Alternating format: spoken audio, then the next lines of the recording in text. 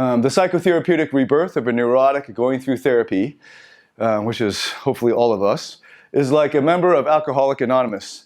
He can never take his cure for granted, and the best sign of the genuineness of that cure is that he lives with humility.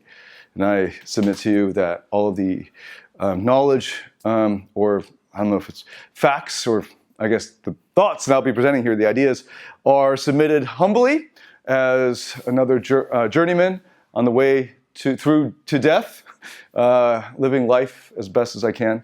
And actually, this is a really great example that if you think you don't need therapy, if you think you're not a neurotic, you are sorely mistaken and still in an illusion, as obviously we'll talk about that if you want, but that'll be coming up. You'll see that why all of humanity begins coming out of childhood as a neurotic, necessarily, as a human being. So anyway, but that wasn't the point of this. This is from Andras Engel, paraphrased by Ernest Becker, and I paraphrased it, took out some things. Okay. So as a broad overview, by the way, we're going to go for, I'll just introduce some things then, and we'll go until 1:30, then we'll break for lunch, come back, and then we'll have 2 more hour-and-a-half sessions. And in those sessions, we'll have lots of time for discussion. So I'll present some ideas, and what I want you to do as you listen to these ideas, and for those on the tape, make sure that you write down in your notes somewhere so you don't forget your question. We're going to be covering a lot in this time. So when I get to this, one of the things is, we traditionally leave the end Q&A at the end, and then the people are just sort of staring blankly because they're intellectually exhausted, but also because they forgot the questions that they had thought of earlier. So please write down your questions as they come to you, not when you're about to ask it. Okay, so this is a course, or this is going to be this is part of a beta for a course on life purpose and life meaning. It will be one of the last parts of the course, because what I'm going to cover here is incredibly difficult and painful for most human beings to see, to even entertain the ideas. Most brilliantly written or espoused by Becker, but he's basically, Denial of Death, the most popular book, is walking you through chapter by chapter of all of the major thinkers in history. Not all of them, but many thinkers in history who have taught the same ideas, but that basically the average man completely ignores and has no clue about. So one of the things I hope to do is to make the wisdom of the past at least few hundred years in that book, but I can trace it back to 500 BCE at least, how these ideas impact our lives now in the year you're living in the modern world that you're living in too. So we begin with the question of meaning and purpose, and to point out too that in order for you to grow beyond being an emotion or a brainless or a mindless automaton, you need to believe that your life, your days have meaning. When you don't believe that your purpose or that your existence on this planet will be remembered, that there's any point in you living at all, then you will become depressed. Okay, this is a very easy way to get into clinical depression, and then to suicide, because what's the point? So in order to get on with life, man, or I'm using this because I was very inspired by that book, but that's 1970 something. So human beings have to believe and feel that what they're doing is truly heroic, timeless, and meaningful. Heroic, you might think, well, I don't need to believe I'm a hero. That's a special term of art that I will unpack. And by the way, this is my first pass through these slides. A lot of the language I take out of my main inspiration, which is Becker, but also out of Freud, and you'll see in many other places. And I didn't have the time to translate these words into modern English, 1970s English, but also into common English. And that's often the challenge in academia. They use a special type of vocabulary. But heroic means that there's some purpose to your life, that you believe that you're more than just a purveyor of genes. Okay, so you want to believe that that's the case. And where's my cursor? Oh, there it is.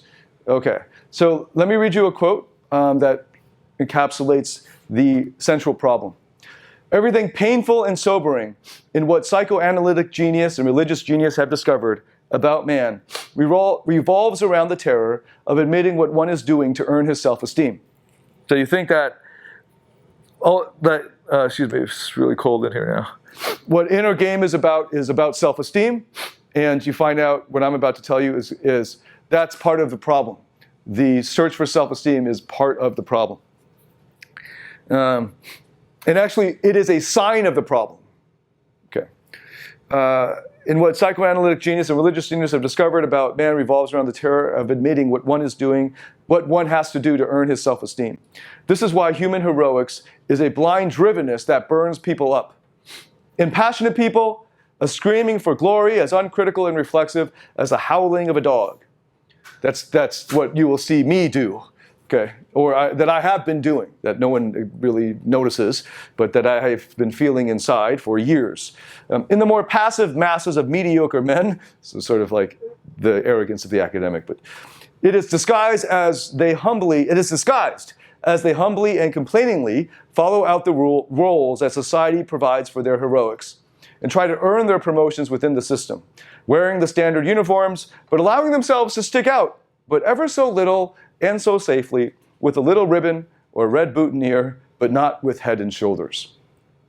If we were to peel away this massive disguise, the blocks of repression over human techniques for earning glory or self-esteem, we would arrive at the potentially most liberating question of all, the main problem of human life. Why do we exist? Okay, so if you are a 20-something, millennial generation asking the millennial problems of why am I here, what is my purpose in life, which really means for a 20-something, what's my job, or how do I make money? That's really what they're asking. This is probably way too heavy for you, so I get it, and that's why it's towards the end of the course, and it's a very advanced thing. But if you are like me and you've lived, and you're old, and you've seen babies and hung out with babies, and you've thought about the meaning of life beyond just how do I get cool, and how do I bang bitches, and how do I make money, and if you thought about why do you exist here at all, and if there's no point to it, then why am I working so hard? Why do I go to the clubs at all? Why do I need people to like me? Why do I need me to like me? Why do I need self-esteem at all? Why? What's the point? What is the point of this? Because I will just die. Eventually, you could die in an hour when we go outside. You could die here that'd be hard. We can have an earthquake here, as people in earthquake places never expect to have an earthquake. It could just happen to you. Then what was the point of all that? And I'm going to be coming back to these questions in very poignant ways. Hopefully, we can get you to reflect on those. But just to get you started, to get you started on the perspective I'm bringing here, and then we can dive into the actual ideas.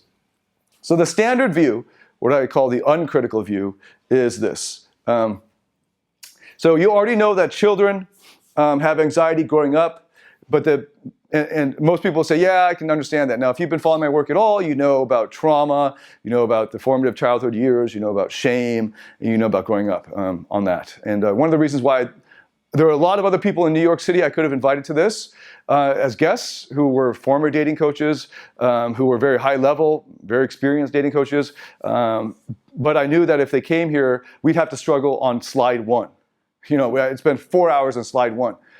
So I'm assuming you know my material in Awakenings, you know the material in Rock Solid and Masculine Mastery, and that you have some familiarity with the process of shame. I'm going to be covering some of that here, but that's the background of this. We can't get this off the ground unless you already have a background in clinical psychology.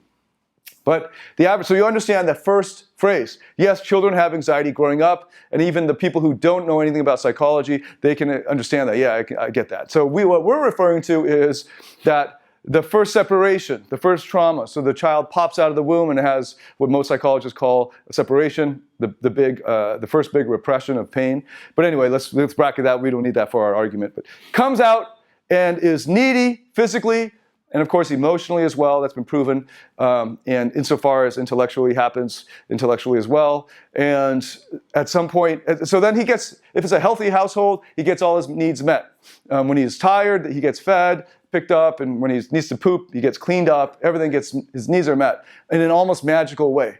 But then the child gets too old. This is Tony Robbins' way of explaining it. The child gets too old, and he's like, imagine pooping as an adult now.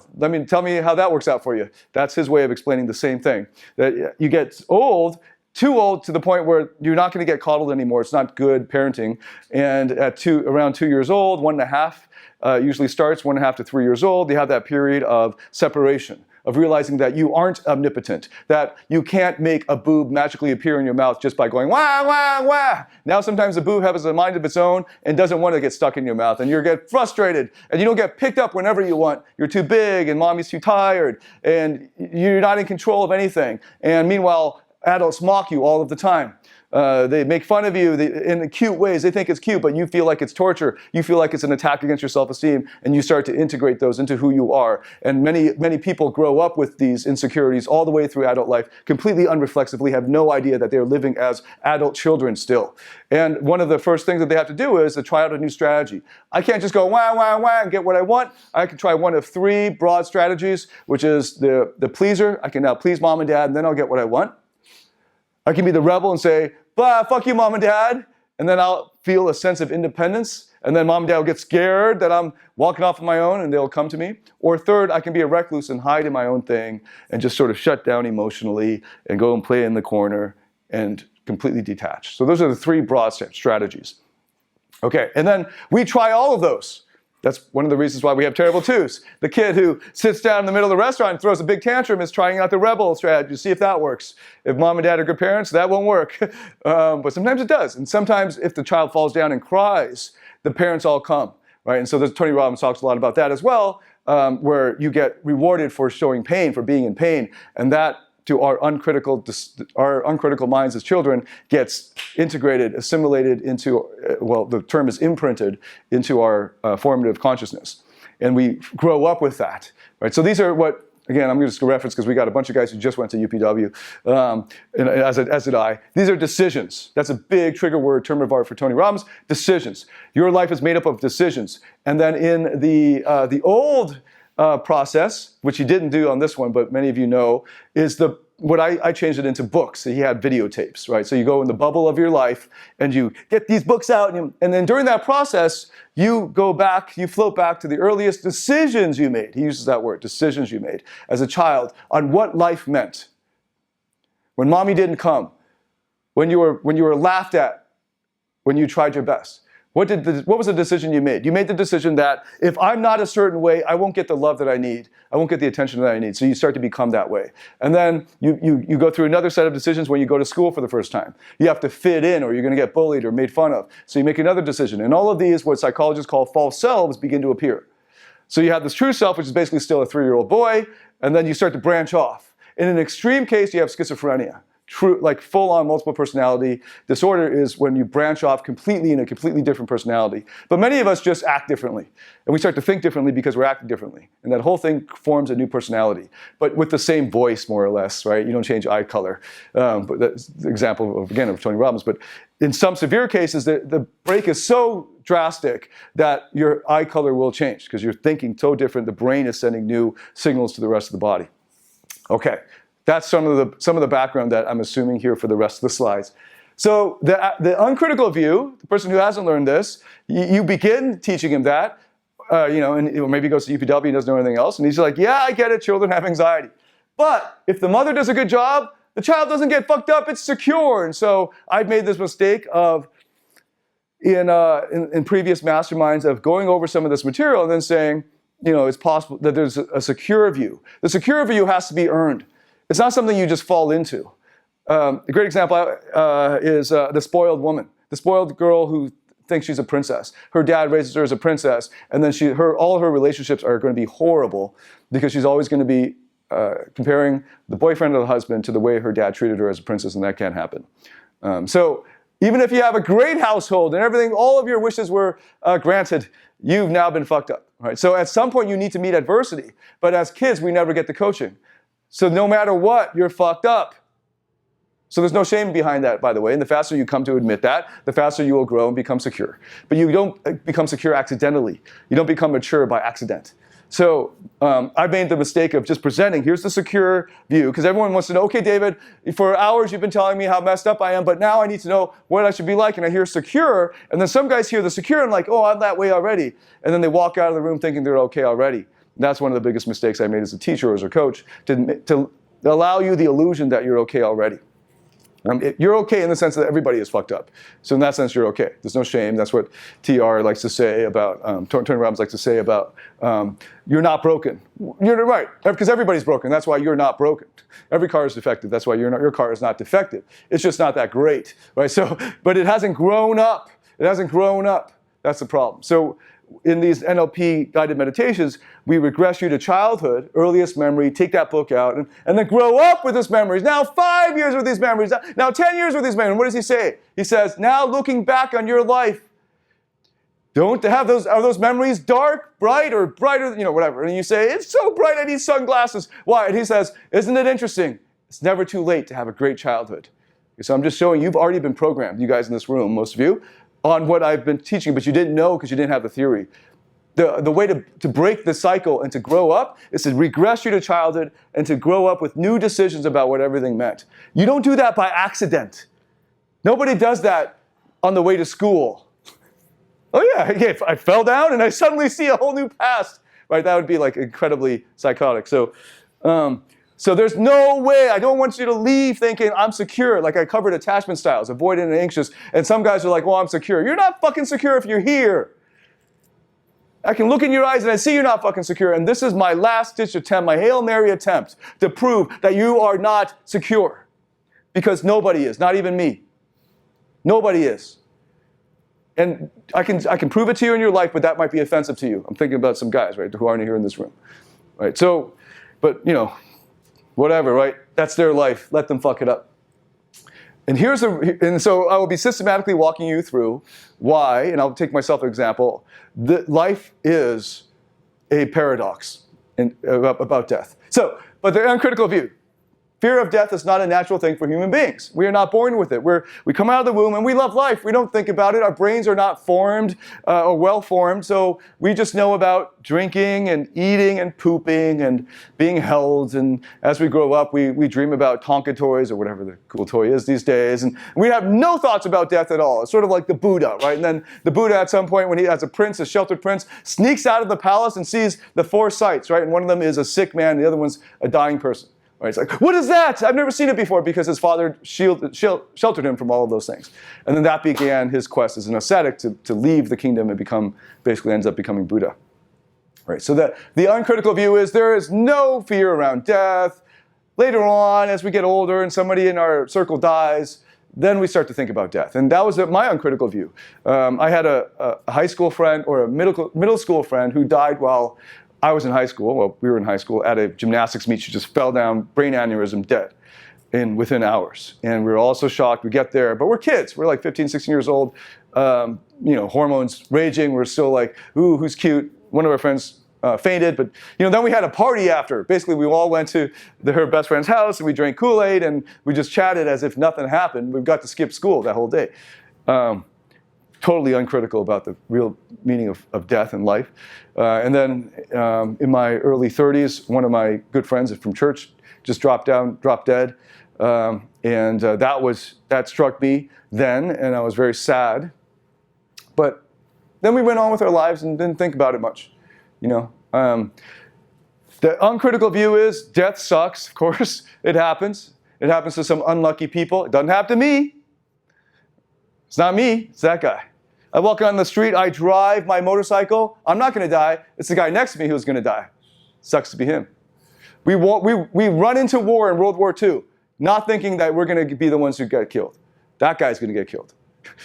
Right, so this is self-esteem. Self-esteem is believing you won't get killed.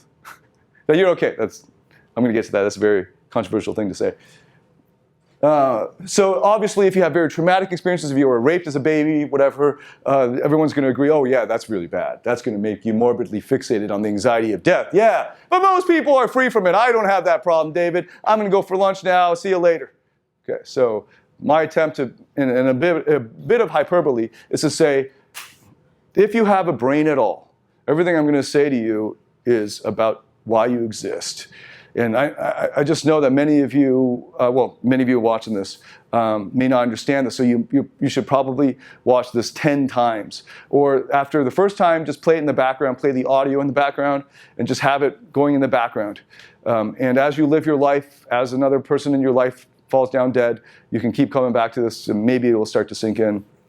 Or if your heart gets broken, because that's sort of like dying, actually.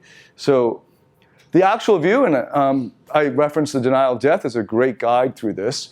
And as a preface to the importance of this book, it has a really boring title, right? Denial of death. The other one, well, I guess these are kind of cool titles, but they're not very descriptive. Like, I don't deny death. Why should I read this book? So I just put it off, right? I saw it in every fucking list of every great psychologist or theorist or philosopher of psychology that I read. In his footnotes, I didn't understand why this would be an important book, but everyone kept citing it, saying you must read it. It's at the top of the recommended readings list. I kept seeing it over and over. I bought the book. I had it on the shelf. It was like one of the last ones I went to. And while I was waiting for my new Amazon order, I was like, okay, I'll read this one. Blew me away. In fact, it blew me away so much. I started with Escape from Evil because that sounded cooler. That blew me away. I didn't understand half of it. Okay, just to put it out there. And then I read Denial of Death, understood most of that came back to Escape from Evil. If people that you respect or are really smart tell you to read this book over and over and over, there must be something to it. And so follow with me here as we go through it. It might be a little bit heavy, but it's really deep. And no, it's still heavy though. Okay, so his view is the fear of death is natural and present in everyone. It begins from birth. The basic fear that influences all others. So you might have heard the twin terrors, I call them, the fear that you're not enough and the fear that you won't be loved. Those boil down to the fear of death. I'll make the argument. So it starts in childhood. So the formative stage is a child's extreme confusion of cause and effect patterns in relations. So he thinks he's causing food to appear magically, like God. Babies think they're God. Because when they go, wah, wah, wah, it's just a matter of time before the need is met. And they think that they control the world. So they have a confusion of cause and effect. Right? And for all we know, we have that confusion, if you have a certain view of religion. Child's extreme unreality about limits of his own power. So he doesn't know that he can't control the boob. The boob just comes. Okay. His perceived omnipotence seems like magical powers to the baby. Wow, I can cause things to happen just with a thought. I'm hungry, right? Woo! Oh, this delicious milk. Or he has a certain look like, which is when he's pooing. And then magically, it comes out. Whoa, look at that. This is crazy. And babies have no fear around their poop. And this gets later socialized to us as part of our fear of inality, or kind of a fear of death. And also socialization. So then his poop gets cleaned. It's amazing. All these giants, I control them with a mere thought or a look. It's incredible. The child first directs, and so the child will eventually have some frustration. Maybe he cries too long and they haven't cleaned him. Or he's hungry, or he wants to get picked up, doesn't get picked up. This hate or destructive feeling is projected against the caregivers. And he has no way of knowing that these destructive thoughts won't also be fulfilled by the same magic. Right? So he's thinking, wah, wah, boob, wah, wah, or like, look, and they clean up my poop. And now he's like, because the little baby doesn't know its limits. And then the internalized guilt. This is all happening now. It's repressed. But that was happening. And then, so that was my acting out of that. Okay? So frustration, destructive. Like, how dare you, thing that not in my control, how dare you?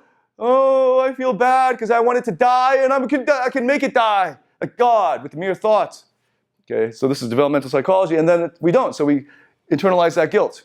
Okay, so you got to follow the argument here. For sake of argument, follow the argument. Thus, the human child lives with an inner sense of chaos other animals are immune to. Okay, so most animals, they pop out of the womb, they start to walk within a day, or sometimes within hours, or if you don't see it walk within a half hour, you're really worried, right? So it starts to, and it's not all of its needs are met. You know, animals, and most animals, they're just like, it's rough and tumble and whatever, right? Some of their needs are met sometimes and so on. Human children are different. So this is the child's immature ego. Immature ego as a term of art in psychology. And what this is referring to is the child doesn't have the sure ability to organize perceptions, or his relationship to the world. He can't control his own activity. He doesn't have sure command over the acts of others. So we have a child who can command it, grows up, unable to command it. Okay, that's the immature ego. He wants to command it, gets frustrated that he can't command it, and then becomes frightened that he can't command it because it's not in his control. This is what was happening. And of course, what happened was repression, which I'll get to after this. So, introducing two other terms of art from psychology. Inner sustainment is a sense of bodily confidence in the face of experience that sees the person more easily through severe life crises and even sharp personality changes. So, no matter what happens, I'm going to be okay. And the uncritical view says, if you have inner sustainment, well, it doesn't matter what life throws at you, you'll be okay. Okay, so that's one concept. And character defenses. So this is another way that the uncritical view says, we're not afraid of death, we have no guilt, there's no anxiety. Why? Because of character defenses. This is where the person learns not to expose himself, or the child learns not to expose himself, not to stand out, to embed himself in the power of an other. It could be, it starts with the parents, then to some authority figure, then to society at large, and so on. Both of concrete things and of persons, concrete persons and of things, and cultural commands. The law is another power that we subscribe to. We believe we can walk out in the streets of America and no one will come to us with a gun because it would really suck for them if they got caught. So we trust the law. And maybe we trust the person's good intentions, but I think in America people don't really trust other people's intentions. They're out for themselves and they're going to protect themselves and they assume the other person's going to fuck them over.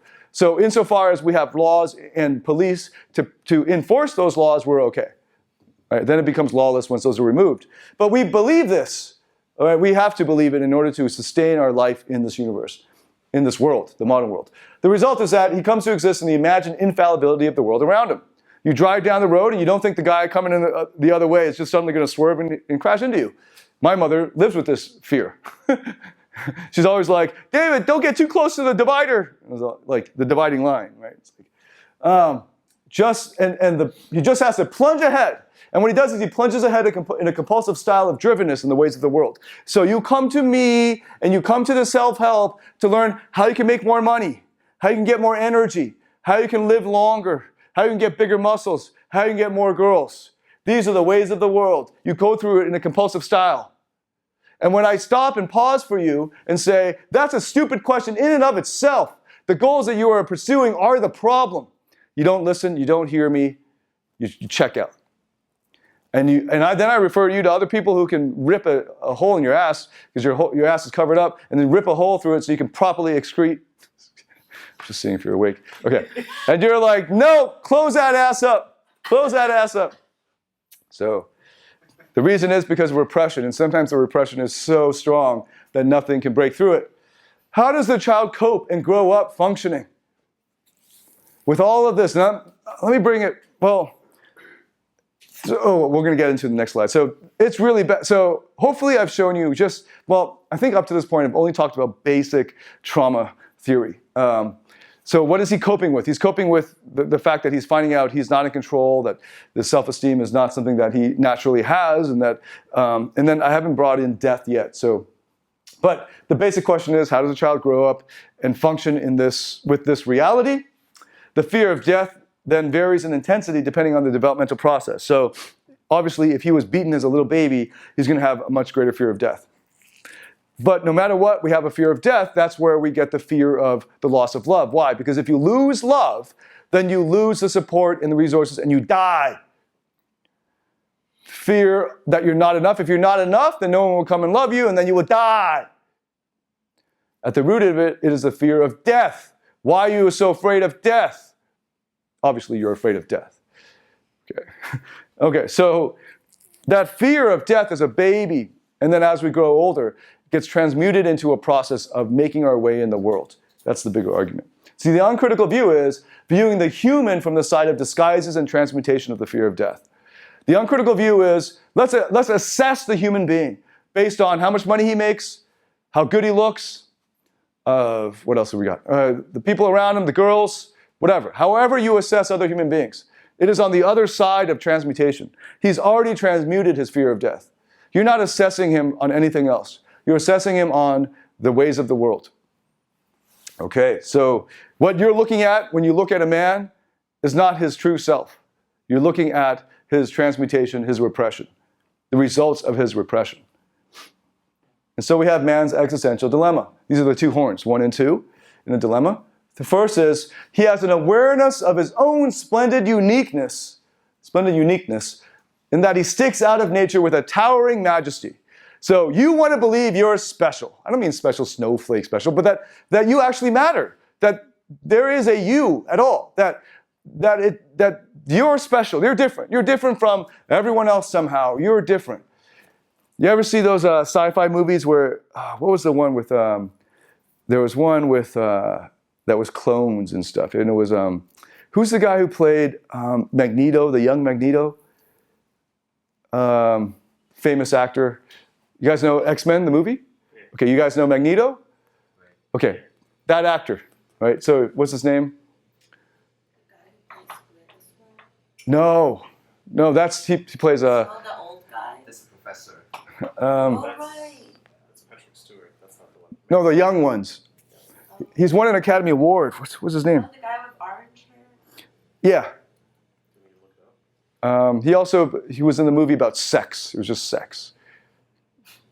It was just sex all the way through. Just fucking all the way through. What kind of movie is that? You want me to look it up? It's going to bug you, isn't it? Yeah, it's going to bug me. What is his name? It's a little warm too. I know we were talking about. Oh, did you turn it off? Oh, yeah. Fassbender, that's it. Fassbender.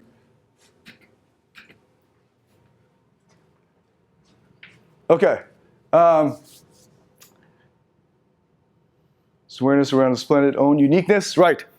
So, What about Fassbender? I have no idea. I have no idea why I brought that up. It'll come back to me. But so we want to believe that we're unique, we're special, we're different. Oh, thank you.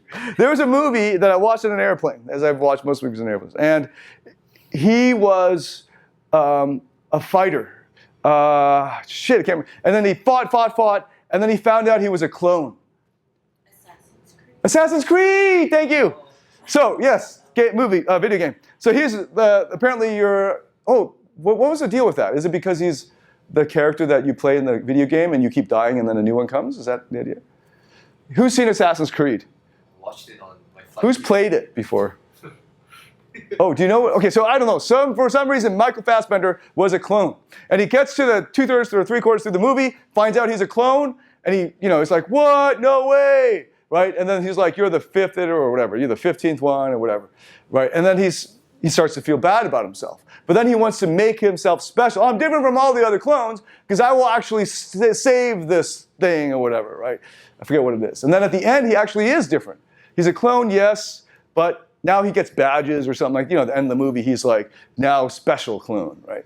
And imagine that you are a clone. Right over there's another clone you don't even know. It's exactly the same as you. You have been going your entire life thinking that you are unique, but there's somebody else who has the exact same thoughts, beliefs. When you get hungry, he gets hungry, the whole 9 yards. Looks exactly like you. You're a clone. And in fact, you're the 20th clone, so there's like 19 of them more. And they're all alive, running around. All of your uniqueness, the things that make you special, that your identity, except the fact that you're clone number whatever, the number is different, but everything else is the same. We don't like that. As human beings, we generally don't embrace that. We look at Michael Fassbender in the movie and we go, damn, I understand why you are sad. We don't go, why are you sad? That's amazing. You're so lucky you have twins. We don't think that. We think, damn, that sucks. Now, character, do something to distinguish yourself so you're not the same as all the others. Yeah, that is heroism. So when the very deep stuff that I'm just translating for you, when he uses the word heroic, he doesn't mean Superman. He means that you have transcended somehow these currently 7 billion other unique individuals, plus all of human history. You, out of all those people, there's never been anyone like you. That's crazy. And then we get into astrophysics and parallel universes and the fact, all this stuff. But imagine, just as a thought experiment, that there is somebody like you. You don't like that. And we see in science fiction, they kill their other clones. I can't remember all these movies I've seen, but clones kill the other clones because they find out he's a clone. Right? There's a bad guy who finds out he's a clone. And then he's like, what? And he's like, I'm the original. And it was the real original. He made a clone, he cloned himself. And the clone killed the original because he couldn't stand that he wasn't the original. Right? So we understand that as human beings. We don't go, oh, that's weird. Why would he do that? We immediately understand the motivation there because we want to be unique. Okay, so that's horn number one of the dilemma. The second part is we as humans go back into the ground a few feet to blindly and dumbly rot and disappear forever. We are food for worms. And this is a part that most people just don't want to think about at all. This is the part that they're striving for. This is their life. To be unique. I am special. I matter. And even the ones who blindly go about like rats looking for sex, pleasure, food, gratification, ego gratification, they're trying to live this life just very uncritically. But some of us live this knowingly. We want to be billionaires. We want to go down in history. We want to leave a legacy. Or like the great Greek heroes, actual heroes, right? They want their name to be passed down for generations. What are the chances of that actually happening? Now, it could happen now because we have all these records. But up until 1980 or so, the vast majority of lives in human history no one knows about. But we don't have to think about that right now. Let's just get to everything man does in his symbolic world is an attempt to deny and overcome his ugly fate. Symbolic means that you're not like an uncritical dog. Well, dogs are pretty smart, but uncritical animals, right? You actually understand abstract concepts, symbols. Symbols are all everything is a symbol really of some idea that you have incoherent in your mind, and you give it a symbol, a representation, so that you can then communicate it to others and communicate it to yourself as representations of these ideas. So that's what he means by symbols. This is semantic theory. However, the child, you, is unable to handle either horn. So the child becomes mad. The child cannot become unique. He can't. He has no power, the little baby. He has no control whatsoever. After he realizes he has no control, as I walked you through at the beginning. He thought he had control. Then rug was swept out from underneath him. And he starts to wonder, what's this shit? Like literally, why do I have an anus? You might see like dogs uncritically go and play with their poop. They sniff their own butt. They don't have a fear or anxiety around anus. The child is very well documented. I don't remember doing any of this. I don't see kids do. Well, I don't hang out with that many kids, but but apparently it happens quite often that children are very curious of that thing that excretes this stuff that people don't like. And studies have shown that we're not that weirded out by the smell of our own farts. We don't like other people's farts. This is like scientifically proven. All right, so like you can fart, you'll just sit there and like you might even like it. You're like, oh man, that was a bad one. Woohoo! Right? You get off on it, especially dudes. Somebody else's fart, you're like, get away from me. Disgust mechanism goes up. You don't get the disgust mechanism on your own excretions. You just get curious about that. What is that? What does it mean that I excrete? Right? So this goes way back. Freud spends a whole book on this, the anality. Anality, right? Anality, the anxiety of the anus. It means that you're going to die. It means that the food you take in has to go out somewhere, and over time, there's passage of shit. Well, fluid becomes. You're going to die. The fact that you have an anus is the sign that your life will end. The beginning of the end of your life started when you were born. Okay, that's another way of putting life. Right, okay, so the children can't handle that. I'm going to die. You don't want, a 1-year-old's like, 2-year-old's like, I'm going to die? No, it's too scary. Don't want to die. Mommy and daddy, hold me, hug me. I don't want to die. I don't want to die. And that's why we need love. Do you ever wonder why? It doesn't make sense why the child wants to have love, because if it doesn't have love, it would die. Pair bonds happen because the child would die otherwise. It's all about death. It's all about avoiding death. What happens psychologically? The only way the human race could evolve to avoid death is if there was a psychology that avoids death. You must have the thought to avoid death. We don't just like willy-nilly jump off this thing because who cares? We are afraid of it because otherwise we wouldn't pass down our genes. The fear of death has evolved in us. Okay, so now, what do we do with this fear? We can't go around every day being afraid of death. We wouldn't get on in life. We wouldn't be able to make enough money to have food and good other pleasurable things. So what do we do to get on with life, especially when you're a 2-year-old? You repress it. Okay, so repression is a lot more than ignoring it. We like to think we just ignore it. So what I'm about to show you, and what goes through a lot of the cultural anthropology, is that cultural institutions are a result of the repression of the fear of death. All of how our political institutions came about and how they are now, how the things that we pursue, the consumerism and all these other things, even communism can be explained as a result of the repression of the fear of death individually and as a society, and then the interesting things that happen as a result of it that we normally are really frustrated with, but when you see it, you can understand why that's happening. It might still frustrate you, but you can actually see behind the curtain. So before we take a break, where's that book? Oh, here. I'm going to read out for you a little passage from this book. This is one of the reasons why it's a Pulitzer Prize-winning book, which is normally not a prize awarded to academics. Or they have their own internal prizes. Pulitzer Prizes are usually given to journalists or just people who write really brilliant books. This is an academic book, but it's beautifully written. So I found myself just wanting to just take out whole sections of it, and just because the language is so wonderful, I want to read you this part because there's no other better way to put it. All right. In order to understand the weight of the dualism of the human condition, this is the dualism, okay? That on the one hand, you're going to die, on the other hand, you're unique and special. We have to know that the child can't really handle either end of it. The most characteristic thing about him is that he is precocious or premature. His world piles up on him and he piles up on himself. He has right from the beginning an exquisite sensory system that rapidly develops to take in all the sensations of his world with an extreme finesse. You see this among kids. They're like, when they're first little babies, they're just like looking around. They don't even know that their hands work. Like they look at their feet like they're these amazing creations. Like, look at this. They stick their feet in their mouths. You know, they're just amazed by the fact that a thought can control this thing. Whoa, right? And then a thought can control a boob to come into their mouth. They don't make the distinction between the boob and their arm. It's just controlled by a thought. This is amazing. Okay, so he has right from, add to it the quick development of language and the sense of self, and pile it all upon a helpless infant body, trying vainly to grab the world correctly and safely. The result is ludicrous.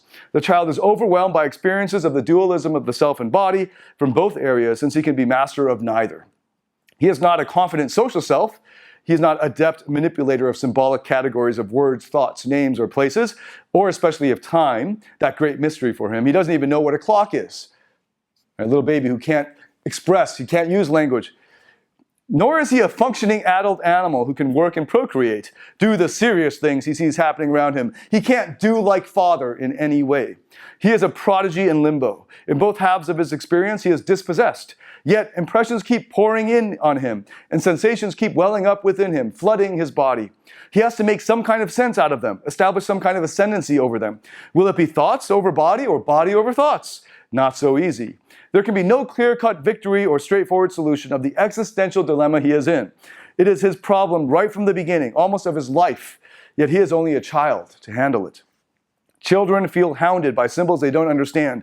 They don't understand the need of. Verbal demands that seem picayune, or like random, maybe trivial, and rules and codes that call them away from their pleasure in the straightforward expression of their natural energies. And when they try to master the body, pretend it isn't there, act like a little man, the body suddenly overwhelms them, submerges them in vomit or excrement, and the child or just falls down because he's trying to walk and he can't control it. And the child breaks down in desperate tears over his melted pretense at being a purely symbolic animal. So he wishes he could now control the body with a thought, and he can't. Often the child deliberately soils himself or continues to wet the bed to protest against the imposition of artificial symbolic rules. And this is where, so that's pretty obvious. He seems to be saying that the body is his primary reality and that he wants to remain in the simpler physical Eden and not be thrown out into the world of right and wrong. In this way, we realize directly and poignantly that what we call the child's character is a modus vivendi achieved after the most unequal struggle of any animal that any animal has to go through, a struggle that the child can never really understand because he doesn't know what is happening to him, why he is responding as he does, or what is really at stake in the battle. The child emerges with a name, a family, a play world, and a neighborhood, all clearly cut out for him. But his insides are full of nightmarish memories of impossible battles, terrifying anxieties of blood, pain, aloneness, darkness, mixed with limitless desires, sensations of unspeakable beauty, majesty, awe, mystery, and fantasies and hallucinations of mixtures between the two. The impossible attempt to compromise between bodies and symbols. We shall see how sexuality enters. So we see that the two dimensions of human existence, the body and the self, can never be reconciled seamlessly. Okay. And it's a great book, right? It's just like incredible writing. Okay, so we'll do 2 more slides and then, 1:30, we'll take a break. So the child, in order to deal with all of that, coming up to a year and a half, 2 years, it's just like, what the fuck? By the 3rd year, he says, I can't deal with this. I have neither the resources, I don't even understand it, it's just too much. You ever see a 2-year-old just get really frustrated? You must see this, like, it's just like, whoa, right? You just can't do it. Right? You see their whole body tense up, and then they just go, because there's something else. You just release all that lactic acid, and it's just like, okay, now what? And then daddy picks you up, and everything's okay again. The only way for that psychologically to happen is repression.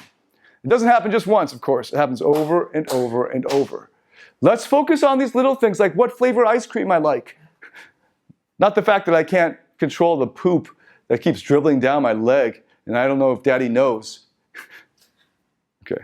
So the cost of pretending not to be mad, the complex penalties of denying the truth of man's condition, are revealed to us by psychoanalysis. So when you go through psychoanalysis, when you get a good therapist, or when you continue to do more Tony Robbins, or you take rock-solid relationships and masculine mastery, and then you take lifestyle mastery, you will be invincible. You will have revealed to you your unconscious, your subconscious, popping out.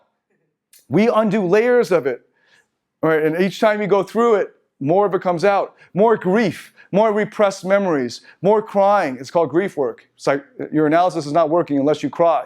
You go through the grief work. You process those old emotions. You'll discover that what I call the archaeology of psychology is in you, that you are like an archaeological site.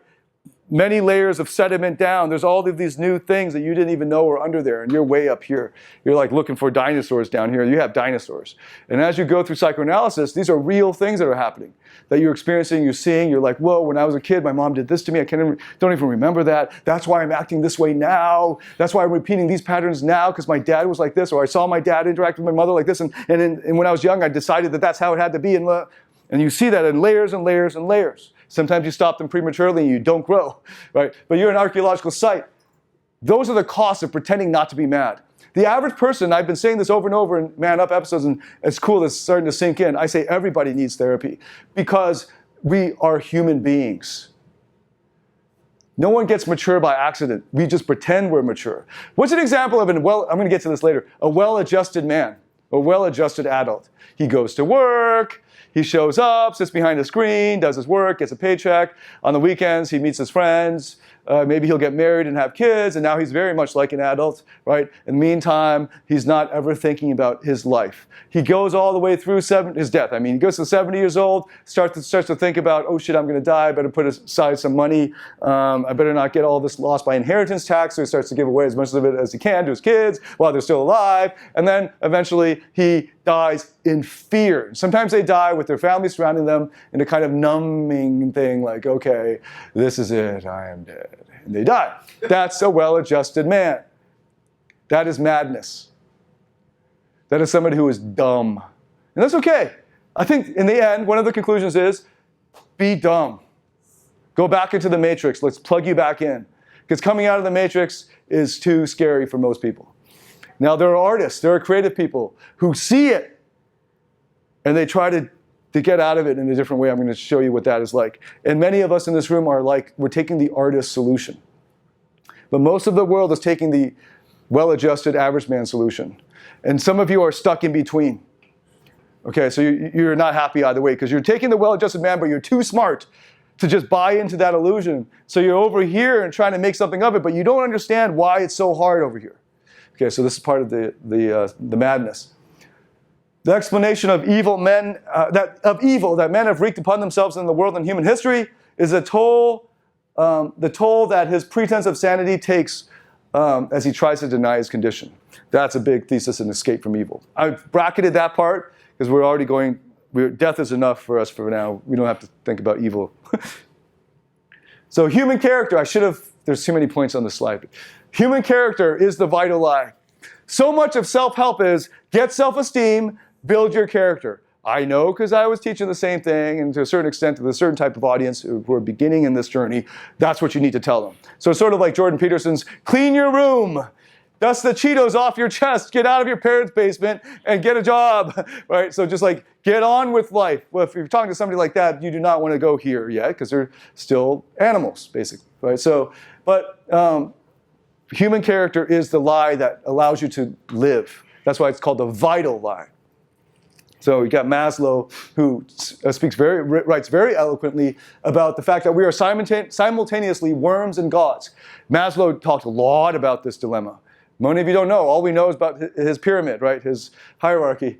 A lot of what he was concerned about, the reason why he's created that hierarchy, is to make sense of our simultaneously being worms and gods. The exact dilemma here.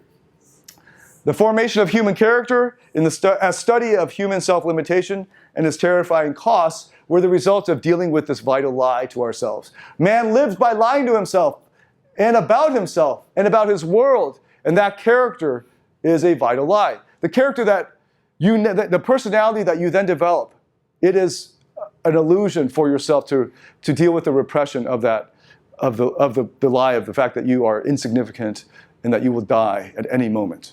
Okay, pretty depressing, I guess. This is why existentialists, many of them were very depressed and became drinkers and killed themselves. So we protect ourselves and our ideal image of ourselves by repression and similar defenses. Projection, there's all kinds of other. Most of what psychoanalysis does for you is to point out the different devices you use to repress the memories that you don't want to deal with.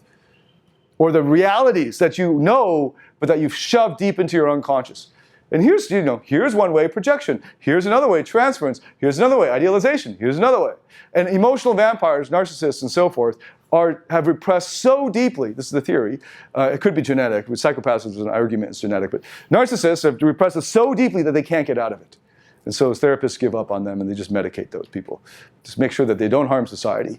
But maybe there's a lot more narcissists who suffer from that personality disorder than the society wants to recognize. And it's part of to avoid becoming conscious of these unpleasant truths.